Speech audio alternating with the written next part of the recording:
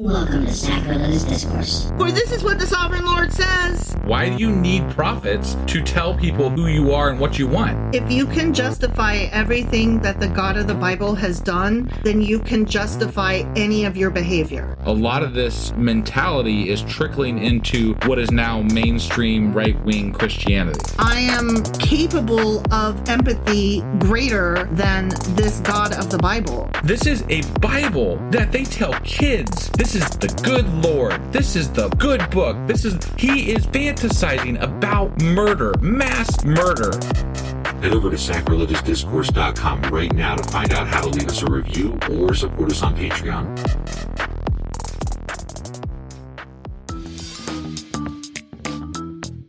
Hey there, sinners and saints. It's your favorite Bible-bashing duo from Sacrilegious Discourse, and we need your help. That's right, folks. We're raising funds for some heavenly equipment and a studio that doesn't sound like it's in the depths of hell. Our current setup, let's just say it's more apocalypse than audiophile. So if you want to hear us dissect the Bible without the background noise of demonic squirrels, chip in a few bucks. We're aiming for $5,000 to upgrade our audio and build a studio worthy of blasphemous banter. Donate today and help us spread the good word of atheism. You can find a link right on our homepage, sacrilegiousdiscourse.com. Every dollar counts. Even if it's from your collection plate. Husband! Wife! And we're back. We are, this is long overdue. It is. We're doing a Q&A, not on Saturday, sometime in the middle of the week. Not even in the right fucking week. No, it's later. Yeah, so we don't suck. American voters suck. And we had to do some mourning and some sadness and some commiserating. Yes. And also, I mean, we suck a little bit because our schedule is what threw it off in the first place. Yes, it is. It is. But we are getting it done. Mm-hmm. And we're doing it now. Yeah. So it's here. We made it. Amos Q&A for chapters 1 through 5. All right, let's do this. Okie dokie.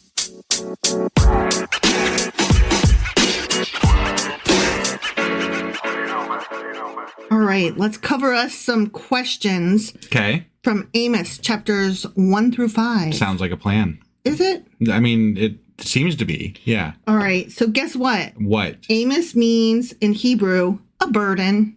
He's a fucking burden. Either that or the information he has is a burden. Yeah. Or it means absolutely nothing, and that's just, Right. Who knows? Maybe his parents were just assholes and named him a burden. Could be. Yeah. What a burden. Yeah.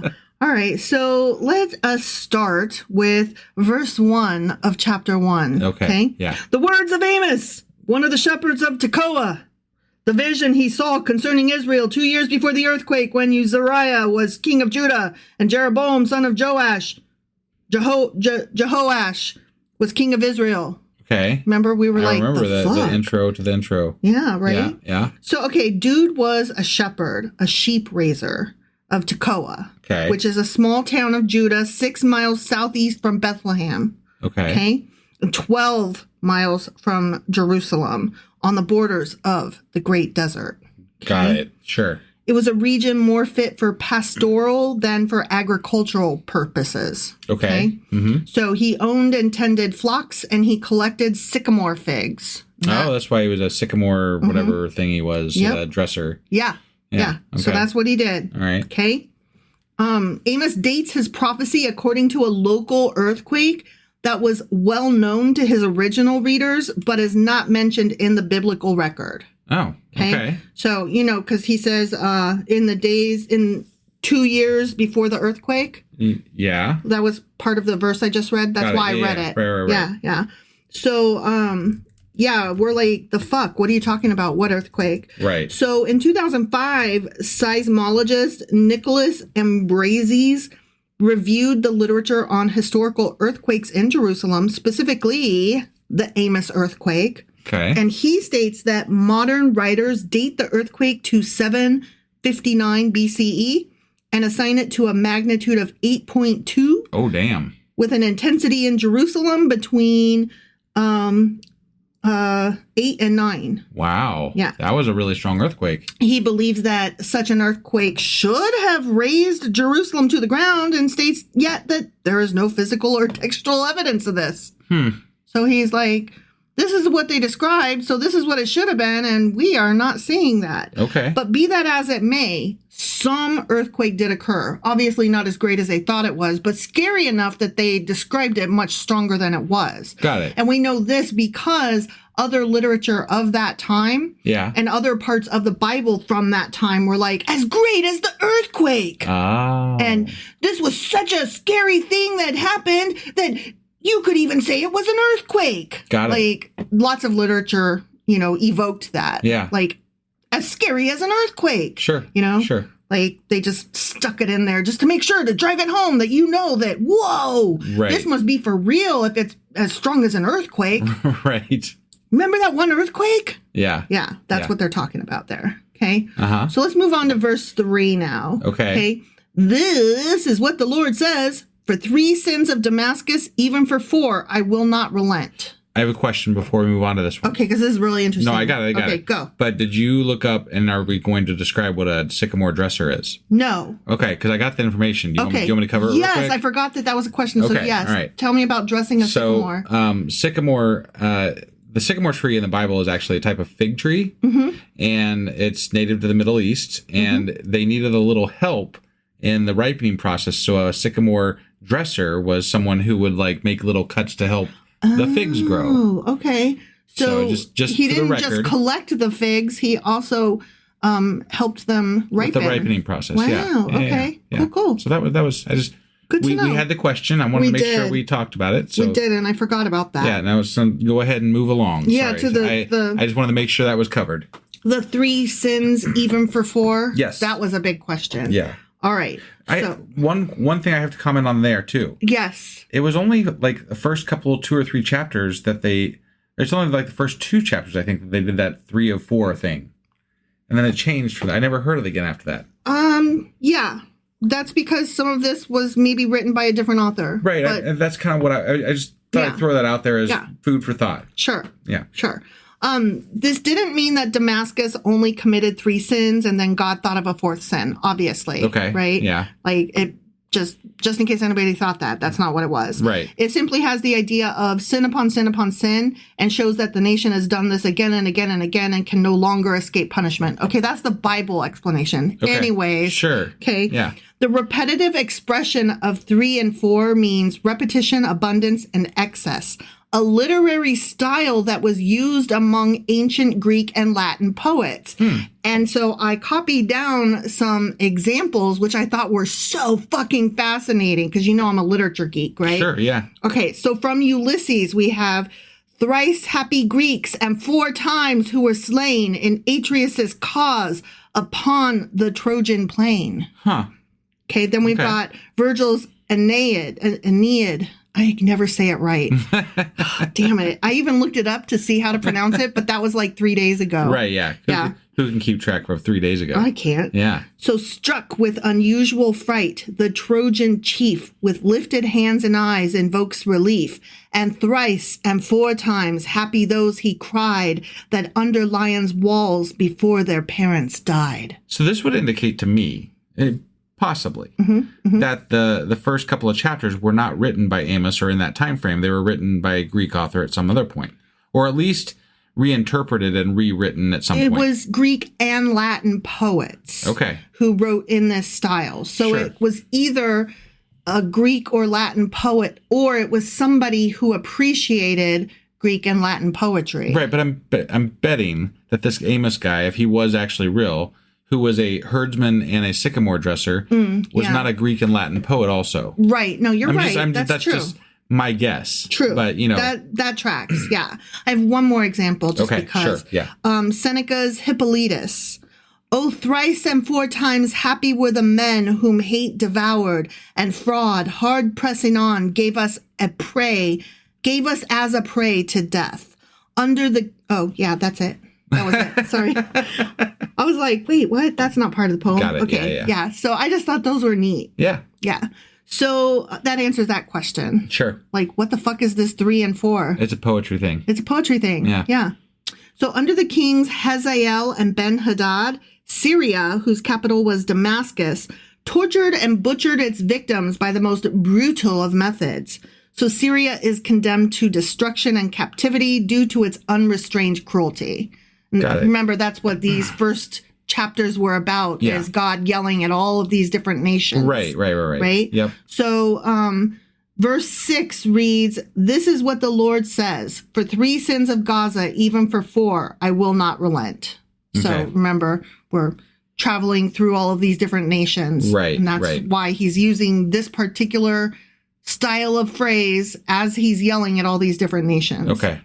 So in punishment, Philistia's own chief cities, Gaza, Ashdod, Ashkelon, and Ekron, will be destroyed. The condemnation here is not against slavery in and of itself, it should be noted, just as the previous oracle was not actually against war in and of itself. Okay. The crime is not that soldiers were enslaved after being taken in battle, which was the standard practice, but that the Philistines used their temporary supremacy to enslave whole populations, soldiers and civilians, men and women, adults and children, young and old, for commercial profit. So if they just taken them as slavery, that's fine. Yeah. But they sold the slaves, and that's the problem. Got it. Okay. So Gaza, I mean, oh my God, they did not even need the slaves. Well, wait, wasn't there a point? Didn't we read something somewhere where God told the Israelites to take people and sell them for profit? Oh, that's fine. Maybe it was even in this. Whatever. Yeah, that's fine. Whatever. Okay.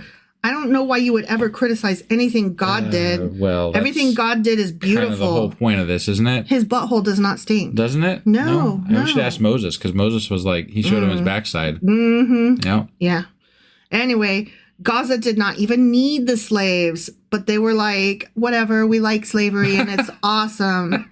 She merely sold them to Edom for more money. Oh, okay. So that Gaza bitch, got it. Taking all those slaves and then selling them on top of it. Right. Ugh. Right? Mm-hmm. Like, that was the real problem. Yeah. Ugh, I just can't.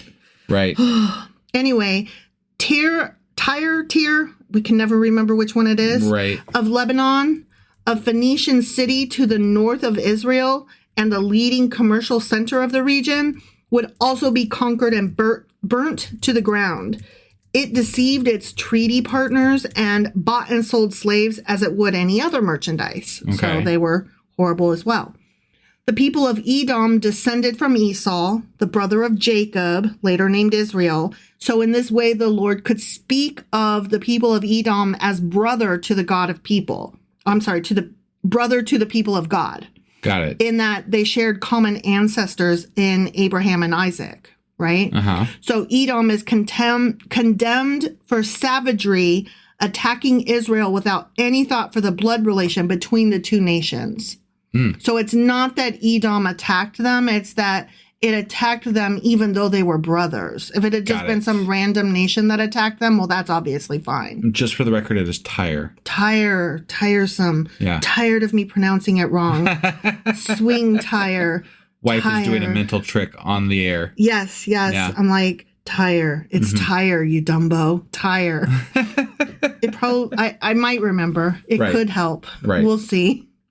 So anyway, Edom sucked more because they were related than because they attacked. I mean, I kind of get that, I guess, a little bit. I mean, like, you and your brother used to fight when you were kids, right? And one of you, like, threw a knife at the other or some shit like that? It was a compass, but yeah, sure. Okay, right. And so, like, that would have been worse than if just some random kid did it. Right. Like, if it would have landed in your eyes. Yeah, for sure. Yeah, definitely. Yeah. So, okay, I guess I'll allow that. The area of Gilead belonged to Israel and suffered attacks not only from Syria, but also from their neighbor to the west, Ammon, whose capital was Rabbah. So Ammon also is going to suffer this devastating judgment because it mercilessly killed whole populations, including defenseless women, children, and babies and animals and stuff, merely just to expand its territory. And we know that it's horrible to kill people just to gain territory. We know that God does not like it when people do that. Except that he does that. When he wants them to do that. Yes. So that's why I was using that. Right. No, I got it. He's literally he's literally suggested the same things. He's literally a hypocrite. He's literally not real. He's literally a man. Right. He's literally gross. It oftentimes is pitched as a retribution to some other action, but these things don't happen in a void. We're getting one side of the fucking story. Right. You know, and I'm not justifying any of it. Fucking violence is horrible no matter which way you're looking at it, right? But when it comes right down to it, especially back in the ancient times here, when it comes to punishing women and children for what is happening in the violence and the wars and everything else, that's terrible no matter what. I don't care which side you're on. Yeah. Because they weren't part of the fucking war. Exactly. Whatever. I got to be honest with you, as that was it for chapter 1. Yeah. But I got to be honest with you. It's going to be really, really hard for me to keep my anger, ire, and disdain out of the rest of the readings for the rest of this book. Yeah. After the American election went the way it did. Right. So wife's going to get angrier as we go through the Bible. I'm so fucking, like, I did my mourning and I laid in bed for 2 days crying and I watched Hallmark Christmas movies from 2017 and I ate nothing but like Doritos and Twizzlers and I was sad and I just was so disappointed and disgusted. And today, like, I just woke up so mad. I'm so fucking angry that I'm like, this book can just eat my whole entire ass. Like, literally. So, yeah. Every time, like, I would normally in the past have been like, oh, that's gross. Oh, that sucks. I'm probably going to be going off. So, apologies if you're just joining us now and think that I'm over the top. I was not always this way. Well, you've mellowed out as we've been reading it somewhat because we've run across so much awful that it's kind of numbed us to the repetitive nature of these things that are happening in the Bible. So. That is true. But now I'm just all awash in anger all over again. Right. It's kind of like us being numbed to the message in the Bible is kind of like people being numbed to being numbed to Trump. Right? Yeah. Like forgetting that Trump was so terrible, apparently. I don't know what the fuck happened, but yeah. I don't either. Well, I can tell you exactly what happened. Right. It was the problem with the Biden administration going weak on the war in Gaza. And everybody decided that was the issue, that they could not possibly vote for Kamala over Trump. And so they either sat it out or voted for Trump. And I'm like, I agree with you 100% that they're wrong, but do you think Trump's going to make it better? Because he's not. I think also the fact that she was a woman was part of it, too. Oh, yeah, definitely. A large part, actually. Yeah. And a person of color. Right. Let's not forget that. Yeah. Yes, I know we voted for Obama. I'm saying that to the 3 people that are shouting, but what about Obama? Like, okay, fuck off. You can vote for one black president in the entirety of American history and be like, but we voted for a black person that one time. Like, okay, really, get over yourself. Right. Okay. See, I told you I'm just all kinds of pissed. So, okay, back to chapter 2 now. Yeah. Okay? Yeah. Amos, chapter 2. There we go. This is about judgment on God's people. Okay. You know, Israel, not just their neighbors and shit. Sure. Okay? This chapter contains Amos's prophecies regarding God's judgment against Moab, Judah, and Israel, following a pattern established in chapter 1. Okay. Okay? You know, with these people sucked, and here's why. Right. Moab was a southern neighbor to Judah that bordered Ammon to the south. They were related to Lot and therefore to Abraham and his descendants. Right. The crime of Moab probably is more about sacrilege with the mention of bones and the trumpet. Oh, so okay. Yeah. So let's read verse 1, or at least like the second half of it was, because he burned to ashes the bones of Edom's king. Another translation of that is, he burned the bones of the king to Edom into lime. Okay. Okay.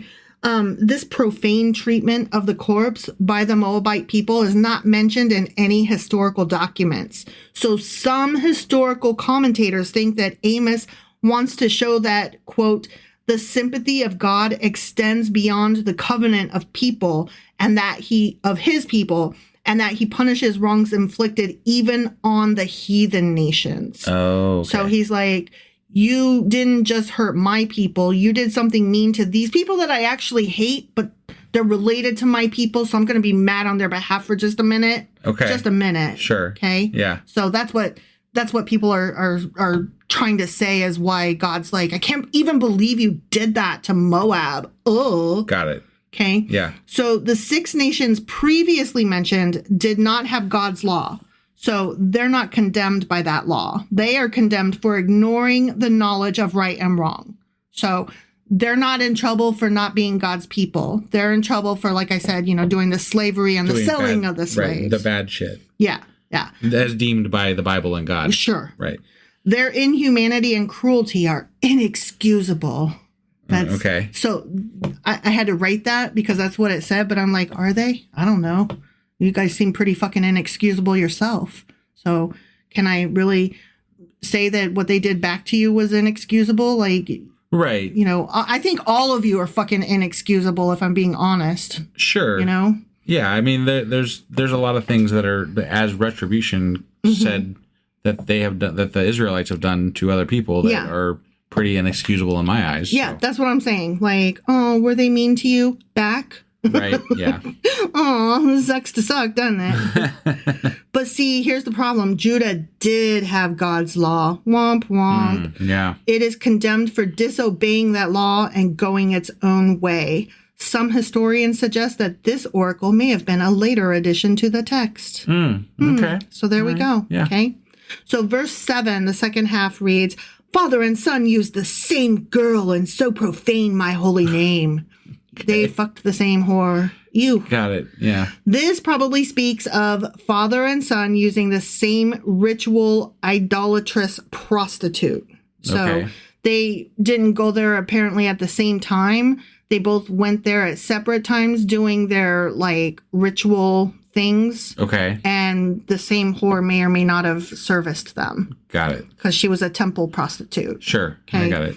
In their idol feasts, where young women prostituted themselves publicly in honor of Astarte, or, Asherah, that same chick, right. Yeah. The father and son entered into impure connections with the same female.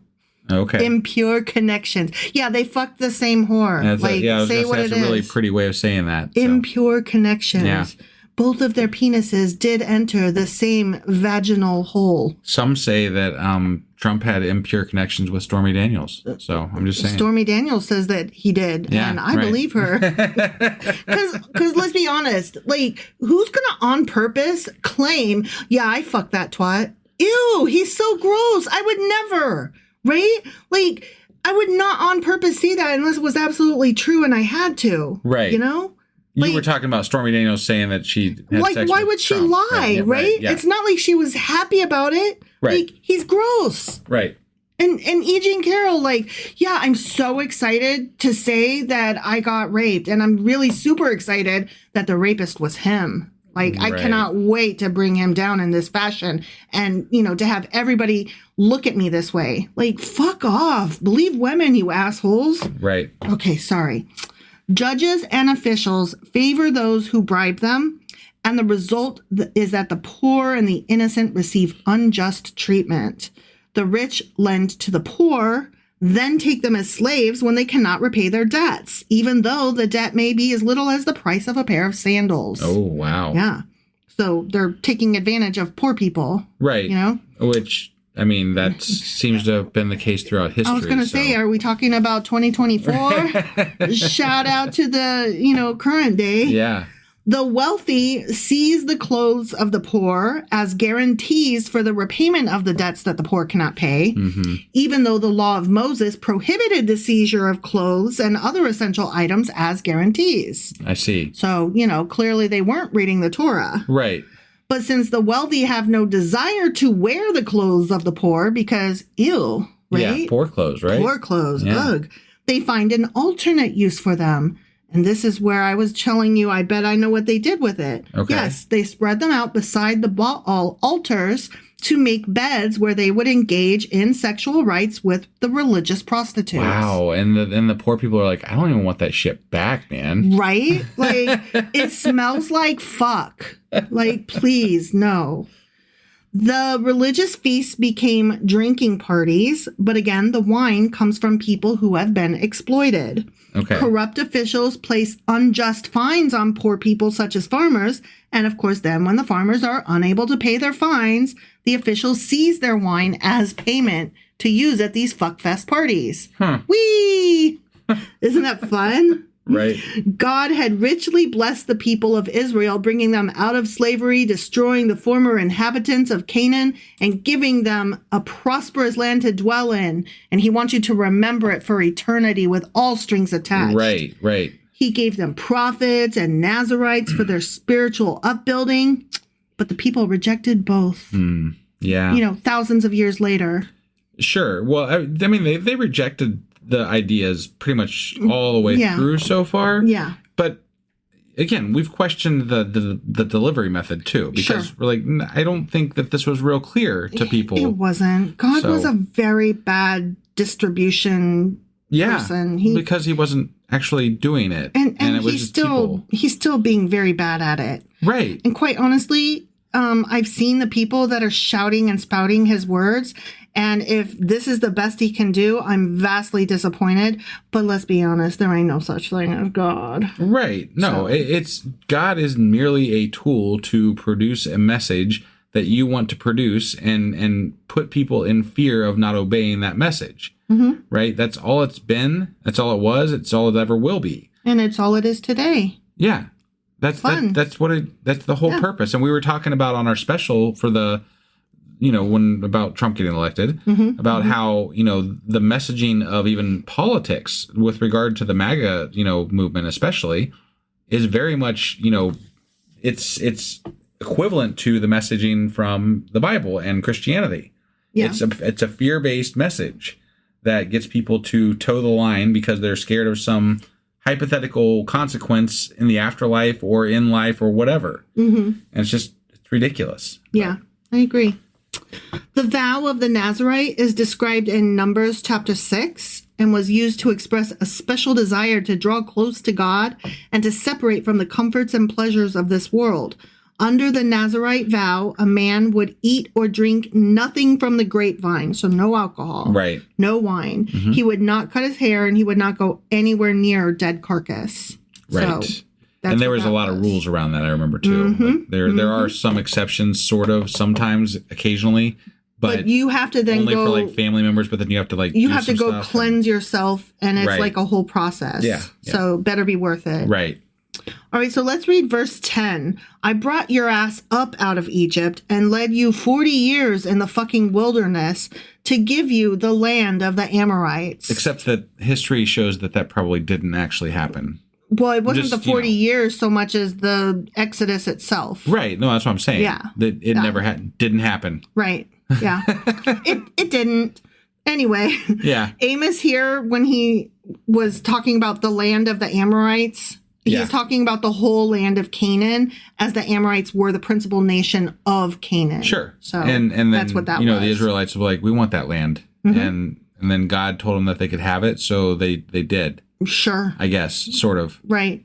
They kind of conquered it. Not really, ever. It was a long process of not quite conquering it. Ever. Yeah.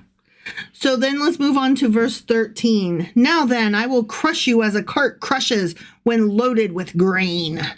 So basically what's happening here is God will therefore crush his people as an ox cart loaded with grain crushes whatever is beneath it. So he's such a nice guy. Crushing shit. Yeah. But I liked this interpretation that I read. Okay. I will bring over you the wheel of destruction, and it shall grind your place, your city and temple, as the wheel of a cart laden with sheaves presses down the ground, gravel, and stones over which it rolls. Yeah, that's a much more poetic way of saying that. Yeah, the wheel of destruction. I was like, yeah, damn. Yeah. Like, somebody got some AI up in here to make it pretty. All right, let's move on to chapter 3. All right. Okay. So this chapter is about the logic of God's judgment. Logic? The logic of it. Yeah, because, it's very logical to punish people. Sure. Okay? No. Right. Okay. Following the oracles in chapters 1 and 2 against Israel and Judah and the countries surrounding them, Amos then addresses Judah and Israel together. Right. So verse 1 reads, "Hear this word, people of Israel, the word the Lord has spoken against you, against the whole family I brought up out of Egypt. Right. And I remember you were kind of like, family, the fuck? And I kind of told you at the time, he just means all of the people related. But I was only partly right. Okay. The children or people of Israel is not just the 10 tribes, but the whole family brought up from Egypt, which means all the descendants of Jacob, including Judah and Benjamin. So all 12 tribes. Okay. Yes. I was going to say, I thought it was 12 all tribes. 12 tribes. Yes. Many Israelites thought that because they were God's people, they could do as they liked without fear of punishment. I don't think that's it. I don't think that's true at all. As we've been reading through this whole thing, there's never been a point where I believed because of what the Bible says, and specifically actually because of what the Bible says, I have never believed that the Israelites fully bought into the fact that God is the one true God. Yeah, that God is the only answer. They were never on board. They weren't specifically like, I'm going to go behind God's back and be sneaky. No, there were multiple gods and different preachers and priests or whatever the hell they were back then. Prophet dudes. The prophets, yeah. They worshipped different entities and they wanted you to fall in line with their message versus someone else's message. And the king of the day. Right, and the king of the day. But the people, they never stopped worshiping these other gods. Right. You know, it was always a prevalent, thing in their life. Yeah. So I don't. It bears repeating because they keep trying to tell us that, they thought that they could get away with it. And it's like, no, they just wanted it to, not rain or do rain on the right day. And so they try to pick whichever God worked best. And we're hearing this from the words of the prophets that were the ones that believed that this one God was the one God. Right. Right.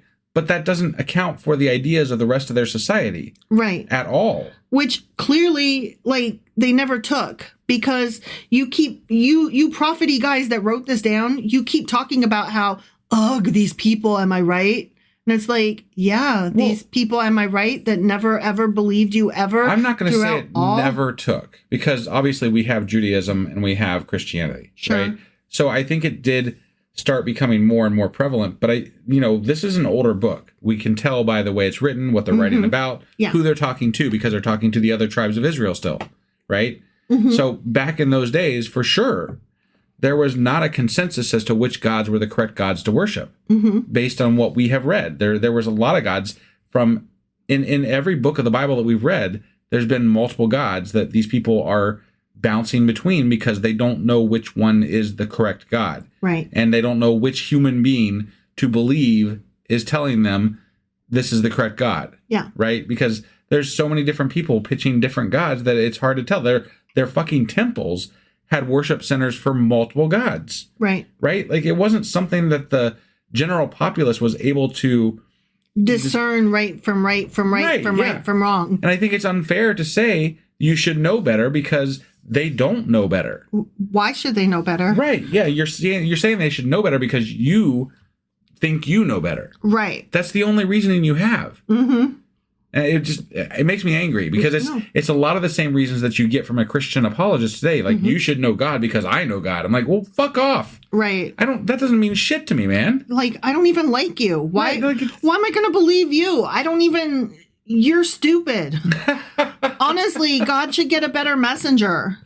Like, seriously. Yeah, for sure. If God wants me to believe, God will get down here and make me believe. Okay? Why doesn't God come down and tell me his fucking self? Yep. That's my, if he is that powerful. Yeah. Just do it, man. And that's not a challenge. That's just you're not explaining it good enough because I don't like you and you're dumb. So sorry. Yeah. And you didn't like put a mark on this guy that like lets me know that you were sending the message directly to him. Right. So I don't know what you're supposed to, I don't know why I'm supposed to believe him. Right. Like just as human, as far as I'm concerned, every human sharts and this guy's a sharter. Yeah. Definitely. Sorry. I can't help you. Like send me somebody who ain't a sharter, I guess. Make a donkey talk to me. Right. Yeah. I mean, if a donkey talked, I might listen to the donkey. Probably not, but I would be very impressed. But more so than just a random human, right? I would still be like, "The fuck do you know, donkey?" but I would be impressed that he spoke. I just wouldn't necessarily believe a thing he said. Okay, right? I would be more inclined to believe the donkey if a donkey is speaking and chose to speak about a god. I would be like, Oh, that's a pretty compelling. That's a pretty compelling sign right there. I'm interested. As far as signs go, I'm interested. The talking ass, that's a good one. I'm not going to say it's a sign. I'm saying I'm interested. Yeah, go on. Right. Yeah. No, why isn't the prophet a talking ass? That would make a whole lot more sense. Right. I totally agree with you. Really, they are talking asses, but that's a whole other story. Yeah, exactly. Many Israelites thought that because they were God's people, we just read this, they could do as they liked without fear of punishment. But on the contrary, says Amos, God's choice of them to be his people is all the more reason why he will punish them if they are disobedient. Of course, because he loves to punish his own people. Well, yeah, he's already said. Yeah, no, I know. Fear me is best. Right, because it means more that you should know better, according to God. Yeah. And also because never not be afraid. Right, of course. All right, verse 2 reads, you only have I chosen of all the families of the earth. Therefore, I will punish you for all your fucking sins. Yeah. This is where we were like, please don't choose us. Right? Yeah. Okay, I have to read something now. So I don't know if you've heard this. Okay, this happened before the election.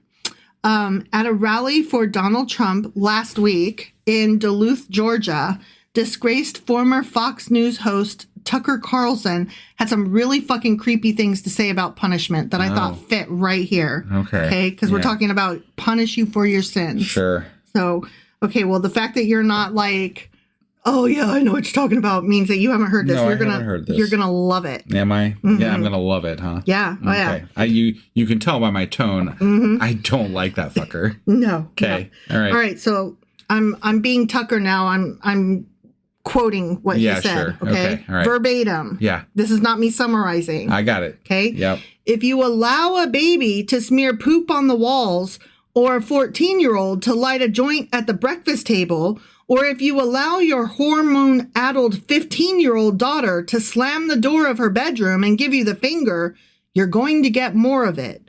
There has to be a point at which dad comes home. Dad comes home and he's pissed. He's not vengeful. He loves his children. Disobedient as they may be, he loves them because they're his children. They live in his house. Oh. But he's very disappointed in their behavior, and he's going to let them know. And when dad gets home, you know what he says? What does he say? You've been a bad girl. You've been a bad little girl. Wait, what? And now you're getting a vigorous spanking right now. And no, it's not going to hurt me more than it hurts you. This is Tucker Carlson saying this to a crowd. Okay. No, it's not. I'm not going to lie. It's going to hurt you a lot more than it hurts me. And you earned this. You're getting a vigorous spanking because you've been a bad girl. And it has to be this way. The crowd went wild. Then Donald Trump came to the stage and his followers greeted him with the rapturous cries of "Daddy's home." Oh my God. Because we are living in the worst, most disgusting timeline. And then over half of America voted for him to be their president-daddy. Fuck. That's literally what my dad said. Yeah, I got it. So I thought that was an appropriate place to stick that. Sure. Yeah. Punishment. I don't really know what to say about that because there's so many things wrong with that statement that I don't even hardly know where to begin. But it was creepy as fuck. Highly recommend all of you look it up because I'm not making it up. I didn't paraphrase. Right. It's really fucking creepy. He's obviously giving very sexual innuendo tones. Right. Like not even trying to hide it. Well, the crowd loved it. And I take, well, yeah, they're all whatever. Freaks. Yeah. They're all fucking freaks. But I take issue even with something as simple as like, this is my house. Like, what? Right. Fuck you. It's our house. No, it's his house. No, I'm just Daddy's saying, home. Like, and he's that alone you. is a wrong idea. Yeah. Right? Yeah. You don't own your family as a father figure or as any parental figure. But if you are a Christian, apparently you do. And if you are a Christian, this is your country. And this is why we're doing this fucking podcast. Exactly. Because Jesus Christ, that is some fucked up bullshit religious rhetoric coming from Tucker motherfucking Carlson. Apparently, this is just mainstream ideas. Yeah. In the right, in the Republican right. Mm-hmm. Like, wow. Yeah. What the fuck? Yeah. So I was telling husband tonight, actually. I keep seeing these things on Facebook that are like, but we still have to be nice. And I'm like, absolutely fucking not. Absolutely fucking not. I was off of Facebook for about 2 years because my mental health would make me go down rabbit holes and I just couldn't. I couldn't deal. Yeah. But don't, after the shit that is coming down the pipe, tell me, but we still have to be fucking hug a Nazi. Try to find common ground with the people that are trying to kill you and your loved ones. And let's all still find a way to be nice. Don't speak out loud because that makes you the problem. When you make waves, you're the problem, not the person that's being the racist or the bully. You're the problem because you spoke against it. Right. I'm like, no, abso-fucking-lutely not. Right. Tucker fucking Carlson delivered that speech. The people cheered and went and voted for goddamn Trump. Fuck off. The gloves are off. I will not be nice. I'm not hugging no goddamn Nazis, and I don't give a shit if we all like the same flavor ice cream. Okay? Yeah, I'm going to caveat that I think that there is some important dialogue that needs to happen over the next 4 years with people that are reachable. Sure. But I'm not the person to deliver that because I don't have that. I'm not built for that, as I have said multiple times. No, I'm just doing my part to counterbalance. I'm also not advocating violence. I'm just not going to get on there and be like, yes, let us all sing Kumbaya and hug one another. If we just hug it out, the Nazis will not Nazi. Right. I don't believe that, obviously. Right. Like, no, I know. But that's what the people they don't want to hear the mean things. Stop being mad. Oh, there's so much mad. I just don't want to hear the mad. Why does everybody post things that are mad? Right. No mad is happening in my little white life. No, yeah, definitely. That is the sentiment amongst a lot of people. So, and yeah, I don't know. I'm sorry, but if you are not mad, you are privileged. The end. Yeah. That's all there is absolutely. to it. If you're not mad, you're a white guy and you're privileged. And fuck off. Honestly. Generally speaking, sure. Of course, generally speaking, but that's all I speak is in generalities. I know. Anyways, to carry on. Yeah. To prevent the people from thinking that he is making idle threats, Amos points out that he has a good reason for speaking with such boldness. Oh, okay. He gives a list of illustrations to show that there is a reason for everything. So he's like, remember when he was like, what? Don't you two, if you're walking the same way, arm in arm, don't you agree and shit like that? Right. Okay, so that's a whole list that he gives, and that's the only one I can remember because fuck that guy. Yeah. Verse 8 reads, "The lion has roared, who will not fear? The sovereign Lord has spoken, but who can prophesy?" So Amos is basically saying, don't fucking blame me, I'm just a messenger. Right. Okay, that's what he's saying there. Yeah. Then he tries to shame the people of Israel, whose capital, as a reminder, is Samaria, by inviting their enemies, represented here by Philistia and Egypt, to come and see how bad the nation is. He's like, hey guys, why don't you come over here and look at how much we suck with all its oppression, lawlessness, and violence and greed. I just want to say back to you were saying how he was saying that don't shoot the messenger because I'm just relaying the message. I think there's a lot of nefarious things and messages that get put out into the world under the guise of it's just God's message. It's just good. I'm not saying that I think this is the best method, but God says it is. So we got to listen to God. Right. But like it relieves the burden of like you don't have to answer for what you're saying is that thing. It's not right? my fault. If God said it, yeah, you're just relaying a message for God. Exactly. Right? You're not actually yourself promoting that idea. Right. Because if you were, you might sound like a fucking misogynistic asshole or, whatever, racist asshole, whatever the fuck you would be by saying what you're saying. Yeah. But when you say God said it, it allows people to be like, well, God said it. Yeah. It wasn't my pastor. It wasn't my priest. It wasn't whatever. He's just quoting the Bible. Why? Yeah. Yeah. I hate it. It just, that's why Christianity, that's why religion is nefarious, right? Because it allows people to scapegoat, and it allows them to pitch messages that are too radical in the wrong way for them to actually promote themselves. Yeah. They push off that burden onto a God and then say that this is what this God is saying. And that's how they push these agendas of bad, of wrong, like of a lot whatever. of the racist Christians are like, what if we reinstated slavery? What? I'm just saying, this isn't in the Bible. What? God wants it. What? I'm not racist. No, and that's literally exactly in the Bible. And that's exactly what I'm saying. Like, if we allow people to use God for whatever purposes they want, they will use God for whatever purposes they want. Of course. And that's why it's an important thing, at the very least, whether you're still a Christian by the time you're done listening to this podcast or not.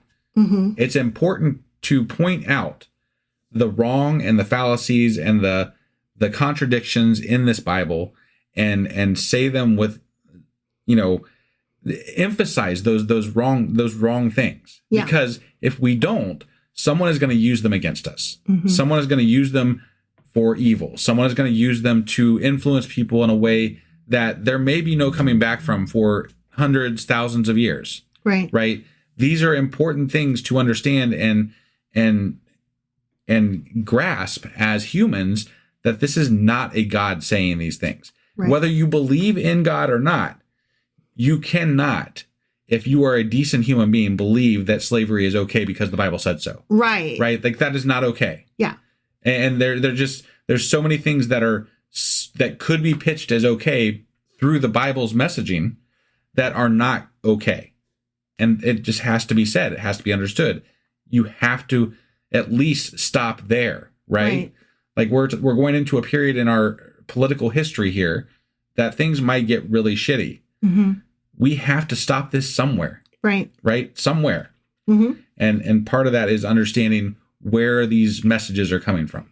Yeah, they're coming from your fucking dumb book that you haven't fucking read. They're coming from the dumb book, but they're really coming from people who want to make these things happen and using this book, to make them happen. Sure. It has not. You could make this book say whatever the fuck you want it to say. But I noticed that people only use it to push bad plans. Yeah. I'm not. If we're talking about the alt-right and right-wing Christians and all that kind of stuff, then yes, in my opinion, you are correct. There are allies that are Christian, so I'm not going to say that everybody uses the book for bad. Some people believe in hope, and some people believe in the good that Christ does, and all these hooey wonderful things. Those messages don't seem to gain much traction, though.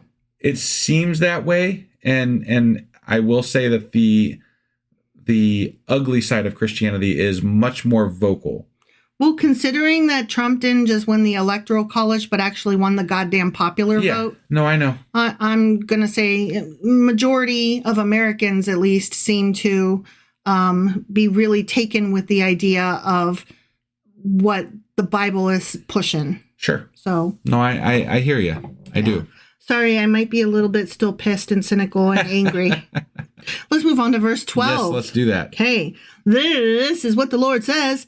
As a shepherd rescues from the lion's mouth only 2 leg bones or a piece of an ear. Yeah. So will the Israelites living in Samaria be rescued with only the head of a bed and a piece of fabric from a couch. And a recliner. Remember we were like, what random fucking body parts? Yeah, right? Yeah. So this verse is Amos's first reference to the idea of a remnant. Okay. Mm-hmm. And Exodus, the book of Exodus, chapter 22, verses 10 through 13, say that if an animal dies in the care of another man, such as a shepherd, the shepherd must make restitution to the owner of the animal unless he could bring remains that proved the animal was attacked by a predator. Oh, okay. So that's what this is hearkening back to. Okay. So when Amos makes this comparison, he is actually making the sarcastic point that when invasion strikes, Israel's devastation will be so complete that all that will be rescued is proof of death in the form of scraps of furniture. Got it. Okay. So we had a question. It wasn't that it was a question so much as I remember us commenting like, what an odd statement. Yeah. But it actually did have a place that it was pulling from. Got it. Okay. So that makes it make a little bit more sense. Sure. Okay, verse 15 reads, I will tear down the winter house along with the summer house, the houses adorned with ivory, will be destroyed and the mansions will be demolished, declares the Lord. Right. And we were like, whoa, rich houses, I guess? What? Yeah, right. So I will not only destroy the poor habitations and villages in the country, but I will destroy those of the nobility and gentry, as well as the lofty palaces in the fortified cities in which they dwell in the winter season, as well as those late and elegant seats in which they spend the summer season. Okay. That's what he's basically saying. All right. So this wasn't a comment about rich versus poor. It's that everybody. Oh, was it? Okay. It was. Okay. All right. The ivory houses, remarkable for their magnificence and their ornaments, were not built of ivory, but had walls in which ivory vessels, ornaments, and inlaying abounded. Sure. So yeah, but they were talking about the lofty places, the rich houses, the mansions, all that shit. Right. I'm judging it all. Right, okay? but that's what I'm saying. Like, everyone's going to be treated equal, poor, rich, whatever. Yeah, he's saying, I'm not only just going to destroy the poor ones, I'm going to get the rich ones too. The reason I'm saying that is because I think when we read it, I thought that maybe he was just focusing on the rich. Got it. So I think I misinterpreted that at the time. Okay. So that's all. Got it. Yeah, he's taking everybody down. Got it. Okay. Yeah. Okay, so let's move on to chapter 4. Sure. Okay. This chapter contains the denunciation of Israel's nobles as Israel is reproved for oppression, for idolatry, and for their incorrigibleness. Okay. You're incorrigible. Yeah. Okay, so verse 1 reads, "Hear this word, you cows of Bashan on Mount Samaria, ye women who oppress the poor and crush the needy, and say to your husbands, bring us some margaritas." Yeah. Okay, bring us some drinks is what it says. Right. I changed drinks to margaritas because that's what I would be shouting. Sure. As a matter of fact, when we have Mexican food, that is what I shout every time, 100%. When we go out for Mexican food, I always say, I'm having a margarita. Right. Because you do. Because that tracks. That's what you have to do. You gotta. And I love margaritas. Oh my God. All right. So the area of Bashan in the northern part of Israel, the modern day Golan Heights, was known for producing fat and healthy livestock, flocks, and herds. It was also famous for the fertility of its soil. So the sarcastic epithet cows of Bashan seems to refer both to the luxury that the wealthy women enjoyed and to a certain voluptuousness and sensuality which their extravagant lifestyle afforded them. Got it. Okay. The prophet presents the idea that the iniquitous, opulent, idle, lazy drones, whether men or women, are just like fatted bullocks, which were shortly to be led out to the slaughter. So not only are they lazy fat cows, all of them, but they're lazy fat cows that are also about to be killed for food. Got it. So it's like a double whammy. Sure. So the wealthy women here who have urged their husbands on to violence and fraud and to exploit the poor to increase their own extravagance are likened to this lot of fat cows. Got it. When the enemy conquers Samaria, these women will be taken captive and led out like cows through the gaps in the broken city wall. Again, I made a comment at the time, but I think it's really convenient that they focus on the women's issues here as opposed to the men, because the men are also living large. The men are also enjoying their wealth, but it never fails in the Bible that they tend to call out the problems with the women as opposed to the men. Well, not 100% of the time, but the majority of the time. That's because when men are bad, they were usually led there by the women. That's the way they pitch it, yeah. Yes, women are temptresses. It's honey-lipped vixens. Right, yeah. That harkens back to early episodes, in case you were wondering. Earlier episodes, yeah. I guess not early. Right, it was recent-ish, within the last 5 books at least. 10 books. 5 books. 10 books. Whatever.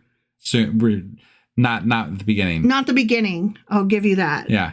All right. So verse 2 reads, "The sovereign Lord has sworn by his holiness. The time will surely come when you will be taken away with hooks, the last of you with fish hooks." Remember, we had a question about what the fuck does that mean? Yeah. Okay.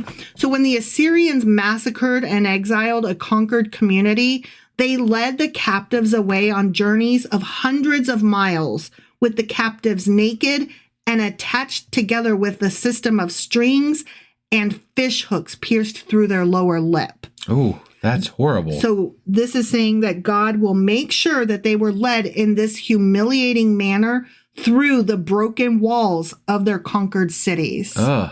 Yeah. Ugh. Yeah. That's awful. Right? Like that mental image will live rent-free in my head forever now. I bet Thanks, fish hooks Bible. weren't anything like they are today. Not that it would be fun today, but you know, I bet they were a lot uglier back then. And rusty as fuck. Right? Yeah.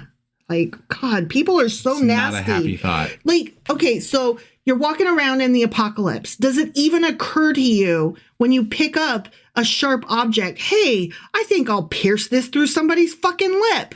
Well, apparently it did. But that's what I'm saying. Like, I cannot imagine. That is just so grotesque.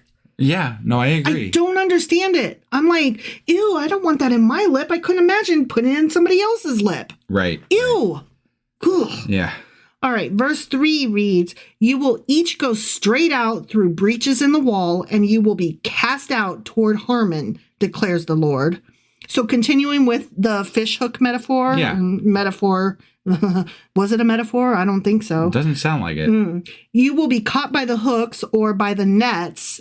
And though you may make breaches in the nets by your flouncing when caught, you'll be taken out at these very breaches and cast not back into the palace, but into a reservoir to be kept a while, and afterwards be taken out to be destroyed. So it was also talking about how this whole fishing village thing. Yeah. You know what I mean? So it was, I guess, kind of a metaphor, like a double entendre kind of thing. Sure. So Samaria here itself is the net.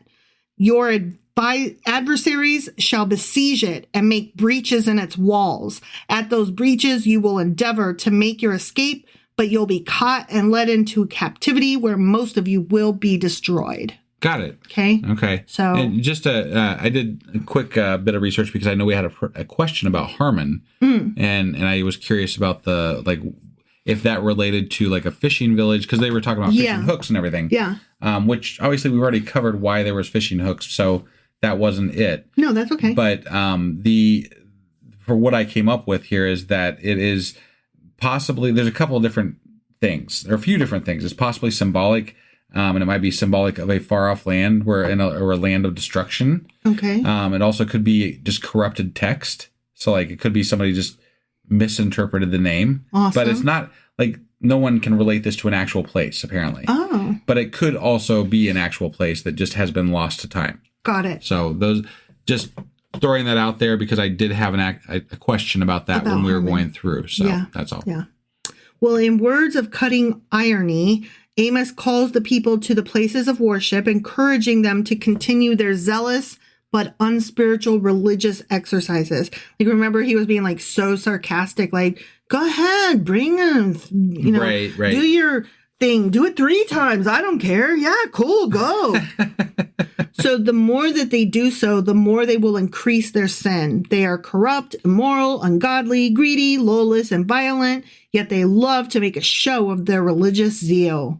Sounds familiar. Yeah, right. Amos mocks them by urging them to offer their sacrifices daily. Normally, private citizens did this yearly. To offer their tithes every 3 days instead of every 3 years. To present their sacrifices with leaven, which was, of course, forbidden. Right. And to advertise their free will offerings instead of offering them privately. I see. So that was all that sarcastic stuff. He's like, right. Go ahead. Yep. Why don't you just, go all out, fuckers? All right. So moving on to chapter 5. Okay. Yep. This was about a call to repentance. This chapter contains a lamentation for Israel in the style of a funeral song. Yeah. An exhortation to repentance and God's rejection of their hypocritical service. Got it. Because they're, lip service. They're faking. Sure. They're only saying the words, not the actions. Yeah. Right. So verse 2 reads, fallen is virgin Israel, never to rise again, deserted in her own land, with no one to lift her up. Remember, we had questions like, virgin, the fuck? Right. Weird. Yeah. So Amos saw Israel as a tragic young woman fallen and forsaken, with no one coming to her aid, carried off by death before she has experienced married life. In her rebellion against God, Israel was as helpless as a young woman among violent men. Okay. So that's what that was about. Yeah. So then what God wants is not an increase in religious ceremonies, but a turning in heart and life toward him. Right. He does not want processions to religious holy places, which in any case are about to be destroyed. Sure. But the administration of civil justice that is fair to all. That sounds pretty. It's funny. The early Bible, the first 5 books, right? The Pentateuch. Right? They focused a lot on law and ceremony. That's why right? it's called the law. Yeah. No, I get it, right? So like back in those days, we were spelling out the law. We were delivering the rules and how to do these things, right? But ever since that time in the Bible, it's been about how you feel about doing these things, how you do them in your heart, and like how it makes more emotional sense to you as opposed to the actual rules of it. I just find it interesting that like here's the rules, and then the rest of the Bible is, and here's how they didn't follow them. Yeah, exactly. It's just that's kind of how it's laid out, and I feel like with any set of rules, people are going to bend the rules and break the rules because why wouldn't you if there's no real, punishment for it? Right. Like other than public chastisement, that would be the only thing that you maybe suffered would be if someone ridiculed you for doing something that they deemed wrong, which is still how it operates today. Right. So I don't know. It's funny how it all breaks down. Oh, that's really interesting because that actually reminds me of another thing that I read today online, which was a woman took a picture of, this was like right before the election, like a day or two before the election. Okay. This woman took a picture of a postal worker that was wearing a MAGA hat. And as soon as she whipped out her camera to take a picture of him, he whipped the hat off his head because, Hatch Act, right? And so she even said, Hatch Act much? And the Hatch Act is where you can't advertise shit like that as a government employee. Yeah. Right. Like stop being grotesque and breaking rules just because you have clearly gotten away with it as a white man all your life. Can you just not maybe? Sure. And so then, she's like, Hatch Act much? And then he's like, get a life, lady. Because, clearly she's the problem. Like, oh my God, I can't believe you're being so pissy over such a small thing. And it's like, well, that's the general mentality. If it was so small, sir, why didn't you just keep your hat on loud and proud and not worry about it? Right. Was it small? Yeah. Was it small? I don't know. You're carrying fucking ballots that are being mailed in. Was it small? Right. You're representing the goddamn government, and we are hoping that you can at least... We get that you're human, so you're not going to be fair. What we're hoping is that you can pretend to be fair, put on the show of being fair, and maybe some of you will even sometimes act fair. Sure. We know that you can't possibly be fair all the time. The Hatch Act means that we agree that we're going to pretend to, though. Sure. We're going to put on the show of being fair. Right. Right? But then when she posts this, like 99% of the comments were like, maybe you do need to get a life. Like, Of course they were. Yeah. And can you guess which side these were all on? Trump's. Yeah. Except for some of the liberals that love to shoot people in the foot. Oh, God. They were like, well, I mean, to be fair. Right. And I'm like, can you right the fuck off? Like, okay, I love being a liberal. I cannot stand a goddamn liberal who's going to shoot another liberal in the foot over something like that actually fucking matters. Like, fuck off. Okay? Sure. Fuck off. It matters. Okay? This lady doesn't need to get a life. That guy was wrong. Yeah. So, fuck off. Maybe next week it won't be against the law anymore. Okay? Probably not. But right now, today, it's still against the law to do that, and it fucking matters because you are supposed to pretend to be fair, and you were not pretending to be fair. So fuck off. Okay. Right. Anyway, verse 8. moving on. Yeah. Reads, he who made the Pleiades and Orion, who turns midnight into dawn and darkens day into night, who calls for the waters of the sea and pours them out over the face of the land. The Lord is his name.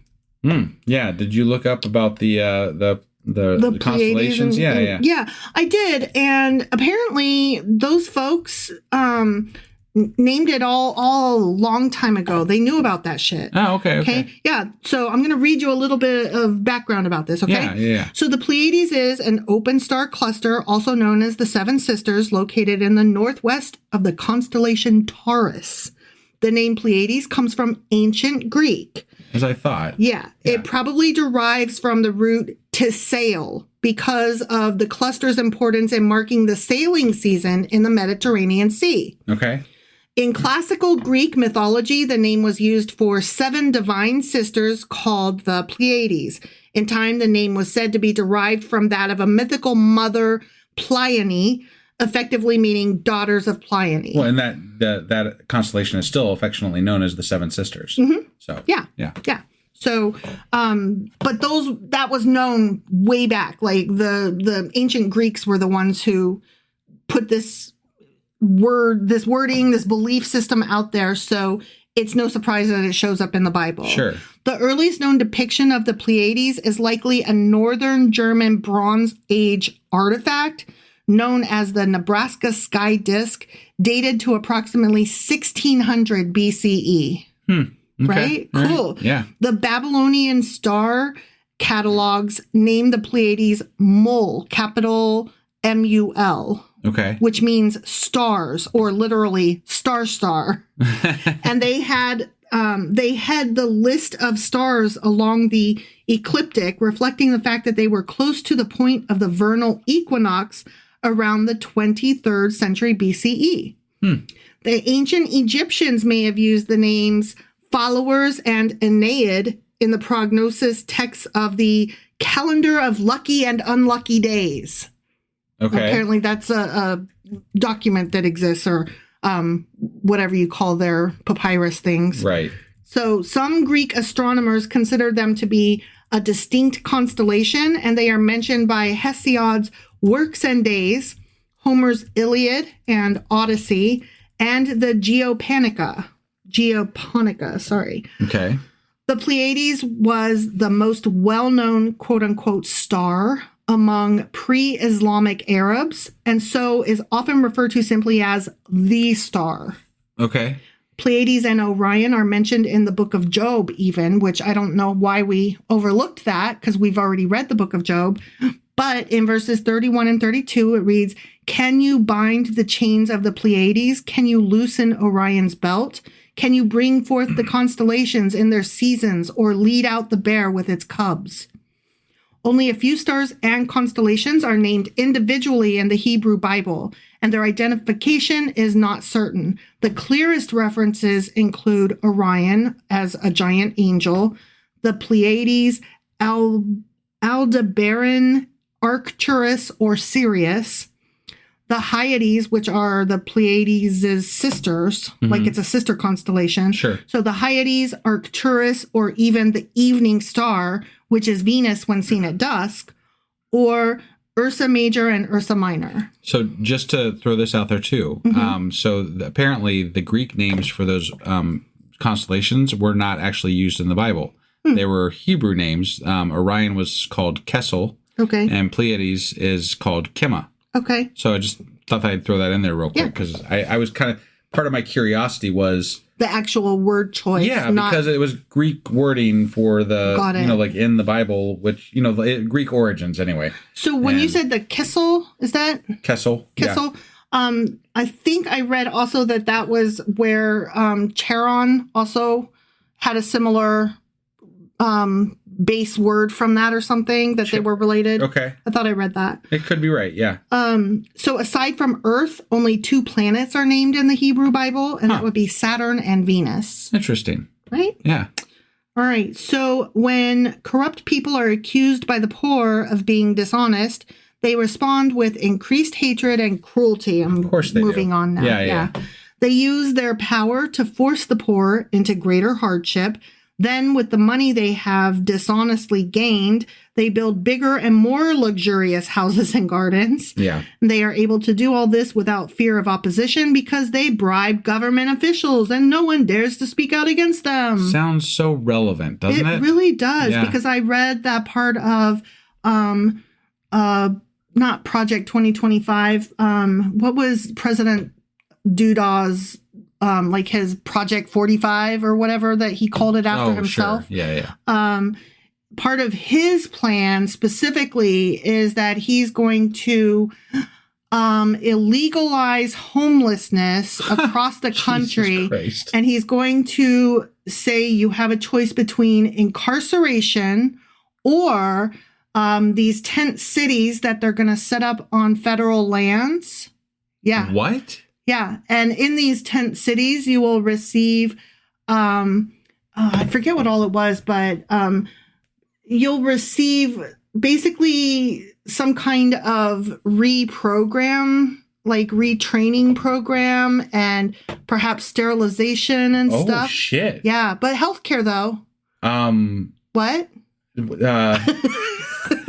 Yeah. These are American citizens, generally speaking. Yeah, but they're homeless.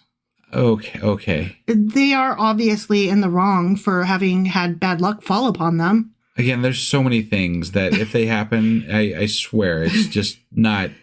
This isn't America at that point, you know. It's I don't really understand how whatever. Okay, so yeah, let's everybody just be nice though. Everybody be nice. Just hug a Nazi. Nope. Okay. All right. So let's see. Moving on to verse 24. But let justice roll on like a river, righteousness like a never-failing stream. Which, that's kind of nice. Sure. So nice, as a matter of fact, that Martin Luther King Jr. cited this verse in his infamous I Have a Dream speech, which he gave on August 28th, 1963 in Washington, D.C. Sure. So I thought that was a nice thing. Yeah. And so did he, which makes me happy. It's just funny the context that it comes out of. Yeah. Right? Like these nice speeches that include, like, look, we all respect Martin Luther King Jr., right? Yeah, like even the Republicans want to claim him as their own. Apparently, right? But like, even back then, they were picking and choosing the beautiful language out of this text to promote messages that they wanted to promote. And my God, you got to look hard for it, that being said, the messages that Martin Luther King Jr. was promoting, I stand behind, you know, I believe in strongly. Right? Let justice roll on like a river, righteousness like a never failing stream. That is beautiful. And I do believe in that. Yes. But it goes to show that the messaging in the Bible can be used for any and all purposes. Yep. Right. It has no boundaries for what you can apply it to. Right. Exactly. Good, bad, indifferent, whatever. It's true. Yep. So this chapter concludes with observing that their idolatry was of long standing and they increased the national guilt by adding to their the sins of their fathers, and that their punishment therefore should be great in proportion. The national guilt. Like they're literally like talk about we've talked about group punishment, but like just to announce y'all are guilty as a whole. Guilt. Yeah. Like you can do no right because it's national guilt. Yeah. Yeah, like, fuck all of you across the board. You're screwed. Yeah. The people's sacrifices, besides being offered without any thought of moral holiness or obedience, were corrupted through false religion. This was not the way Israelites offered sacrifices in the time of Moses. God will now punish Israel. Their sacrifices will cease, and they, with their foreign gods, will be taken into captivity. God damn it. So verse 26 reads, you have lifted up the shrine of your king, the pedestal of your idols, the star of your God, which you made for yourselves. And ye have borne the tabernacle of your Moloch. He declares the reason why he denied that they had sacrificed to God in the wilderness. Okay. So astrologers commonly associated Saturn with Israel. Early historians further speculate that there may have been a star on the idol's head representing Saturn, and draw a connection with a star in hieroglyphics representing God.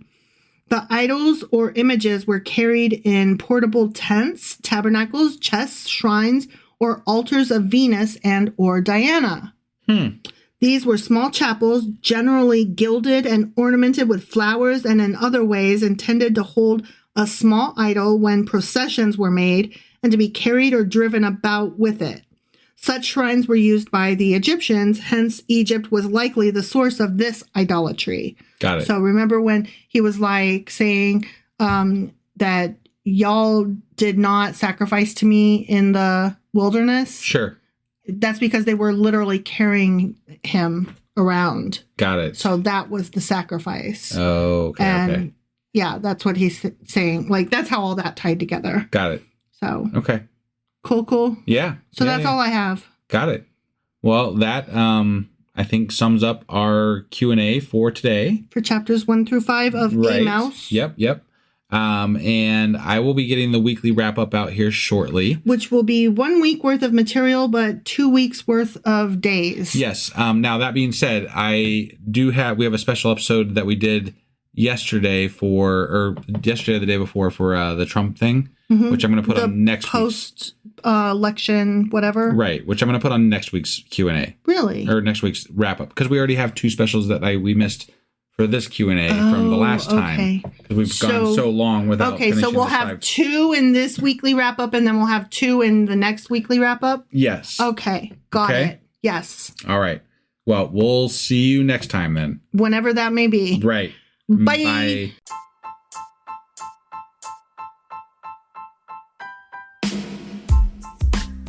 Hey, wife, I guess that's the end?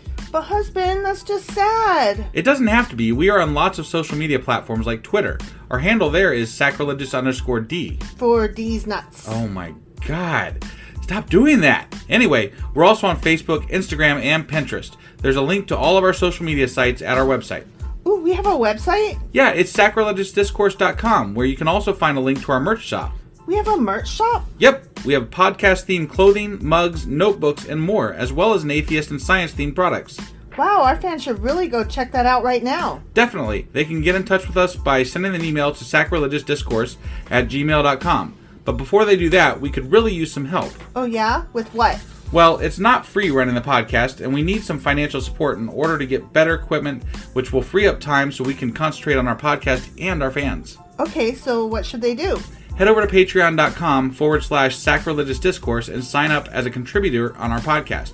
Supporters there receive additional bi-weekly episodes that we record just for our Patreon members for as little as $2 a month. Also, we'd really appreciate it if you would like and subscribe on whatever platform you're using. And Apple Podcast reviews help us out tremendously. Like and subscribe. Leave an Apple review. Join us on Twitter. Support us on Patreon. That's a lot of instructions. Don't forget to say thanks. Thanks. Okay, bye.